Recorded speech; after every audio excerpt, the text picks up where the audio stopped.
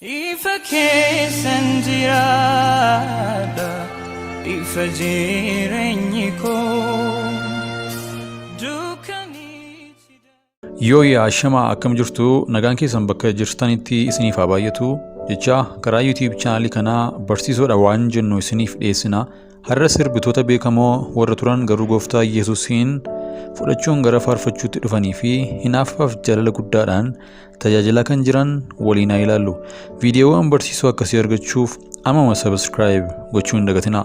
Yaada keessanis nuuf barreessaa. Lammaffaa irratti Abbabaa Abbashuu waliin haa ilaallu. Abbabaa Abbashuu baroota 80 fi 90moota keessaa beekamaa fi sirboota jaallatamoo hedduu qaba ture. Isaan keessaa muraasnis Dammee koo, Taltallee bishaan haroo, Bakkanniisa soofanii, Yaa baranaa, Shaggee burtukaanaa, Na dhaga'iisiin faarsa jechuun muuziqaadhaan afaan Oromoof jabina guddaa ta'aa tureera.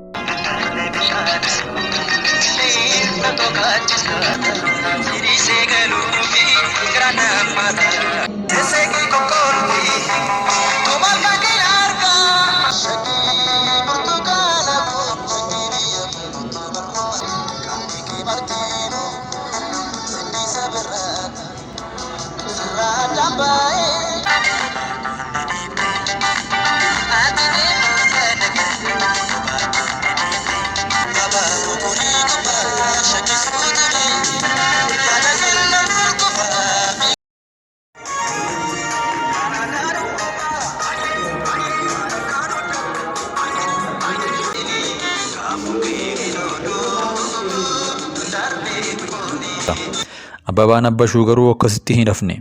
Baroota dheeraa booddee gooftaa Yesuusiin akka fayyisaa lubbuu isaatti fudhachuu isaa beeksise. Kun ajab nama jechisiisa. Gooftaa kana argachuun fayyina bara baraa qabaachuudha.